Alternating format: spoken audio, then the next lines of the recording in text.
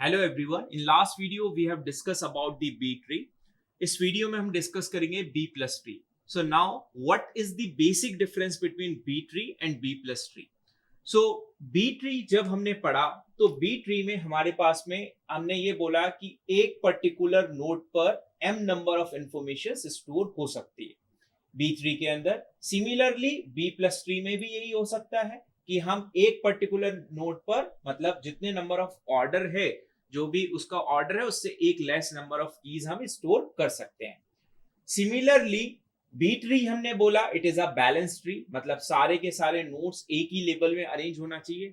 Same as it is B plus tree भी आपका रहेगा। नाउ डिफरेंस क्या है? डिफरेंस ये है कि बी ट्री के केस में जब हम कोई भी इंफॉर्मेशन को स्टोर कर रहे थे तो मेरी इंफॉर्मेशन इंटरनल नोड और एक्सटर्नल नोड कहीं पर भी स्टोर हो सकती थी। बट बी प्लस ट्री के केस में जो भी हमारी इंफॉर्मेशन होगी वो ओनली हमारी लीफ नोड पर इंफॉर्मेशन स्टोर्ड होगी। मतलब जो एक्चुअल की होगी मेरी एक्चुअल की, वो सारी की सारी एक्चुअल कीज मेरी रूट नोड लीफ नोड पर स्टोर्ड होगी, मतलब एक्सटर्नल नोड्स पर स्टोर्ड होगी।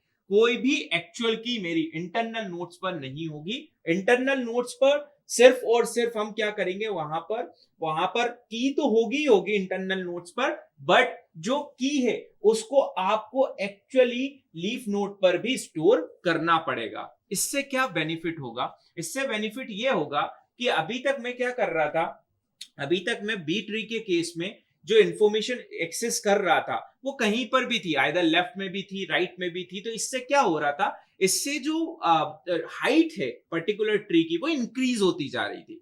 नाउ अब हाइट को इंक्रीज ना करते हुए हमने क्या किया कि लीफ नोड पर सारी की सारी इंफॉर्मेशन को स्टोर कर दिया। इससे क्या होगा कि डायरेक्टली यदि मुझे कोई भी एक्चुअल की रिक्वायरमेंट होगी तो मैं लीफ नोड पर आऊंगा, with the help of a link list data structure ये सारे नोट्स का अरेंजमेंट होगा और मैं अपनी इंफॉर्मेशन को फास्टर वे में as compare to B tree access कर पाऊंगा। नाउ यहां पे मैंने कुछ पॉइंट्स लिखे हैं। सबसे पहले हम पॉइंट्स पे देखते हैं। एवरी की that is required for the index must be present at the leaf node. मतलब जो भी इंडेक्सिंग के लिए बेसिकली आपका पर्पस क्या है, बी और बी प्लस ट्री का पर्पस है इंडेक्सिंग के लिए इसको यूज करते हैं कि मेन मेमोरी में आपके पास में क्या होता है, रूट नोड की इंफॉर्मेशन होती है और बाकी की सारी इंफॉर्मेशन कहां पे स्टोर होती है, सेकेंडरी मेमोरी में। क्यों? क्योंकि मेन मेमोरी हमारे पास में लिमिटेड है।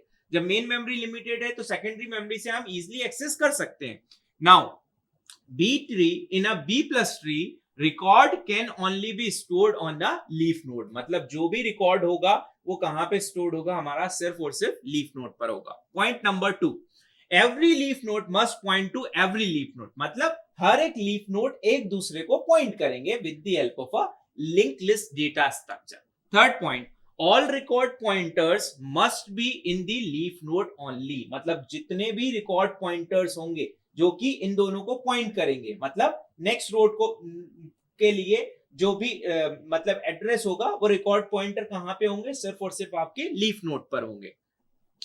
Now internal node consist of the key and block pointers. Block pointer का क्या मतलब है? यहाँ पे ब्लॉक पॉइंटर का मतलब ये है कि जो भी उसके चाइल्ड है, चाइल्ड के इंफॉर्मेशन, मतलब चाइल्ड का पॉइंटर, मतलब यदि इसका एड्रेस 100 है, इसका 200 है, तो इस एड्रेस को स्टोर कौन कर रहा है? आपका ये ब्लॉक पॉइंटर स्टोर करके रख रहा है। ठीक है, तो रिकॉर्ड पॉइंटर आपके लीफ नोड पर हो गए, ब्लॉक पॉइंटर और कीज जो है आपकी इंटरनल नोड पर हो सकती है, बट एक्चुअल डेटा आपको कहां मिलेगा? एक्चुअल डेटा आपको लीफ नोड पर मिलेगा।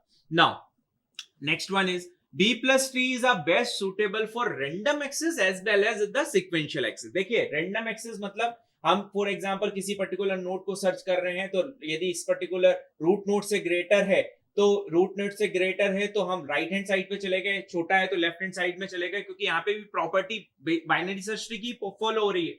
अब आप जब यदि पर्टिकुलर की को किसी को सर्च कर रहे हैं तो रेंडमली भी कर सकते हैं with the help of a binary search tree rule. और क्योंकि आप लिंक लिस्ट से कनेक्टेड सारे नोड्स हैं मेरे, एक हर एक नोड एक दूसरे से इंटरकनेक्टेड है with the help of a link list, तो हम सिक्वेंशियली भी एक्सेस कर सकते हैं, क्योंकि लिंक लिस्ट में एक्सेस जो है वो सिक्वेंशियली होता है। Now sixth is entire tree must be recursively left wires और एक्सक्लूसिवली लेफ्ट वायर्स और राइट वायर्स। अब यहां पे लेफ्ट वायसिंग और राइट वायसिंग का कॉन्सेप्ट क्या है, इसको समझिए।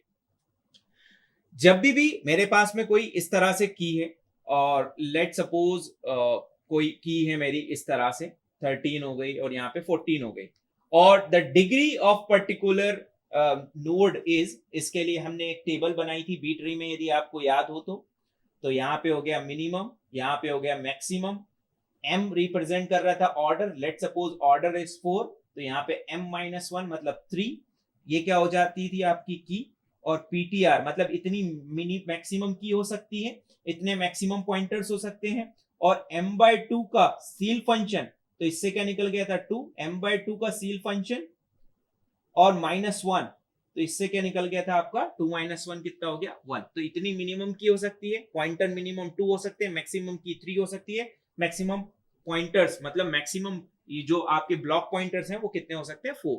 अब देखिए यदि की कितनी हो सकती है एक नोड में, मैक्सिमम 3, बट जैसे ही फोर्थ की आई तो आपको स्प्लिट करना पड़ेगा, बी ट्री में ऑलरेडी हमने बोला।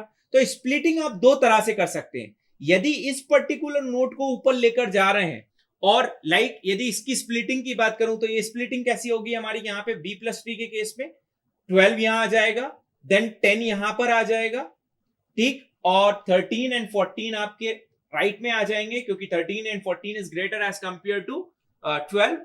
नाउ क्योंकि हमारी सारी इंफॉर्मेशन लीफ नोड पर होना चाहिए, तो ये जो नोड ऊपर स्प्लिट होके गया, ये पर्टिकुलर नोड आपका कहां पे आ जाएगा, यदि लेफ्ट हैंड साइड में आप स्टोर करके रखना चाहते हैं इस नोड को, तो this is called the left biased, ठीक है।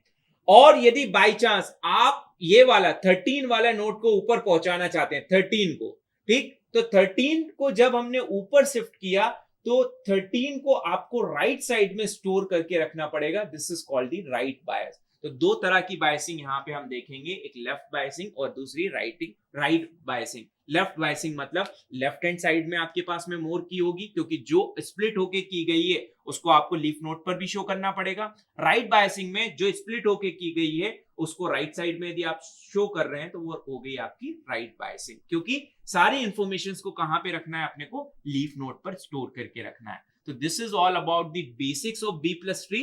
In next video, we will discuss the insertion in a B plus tree. Thank you so much.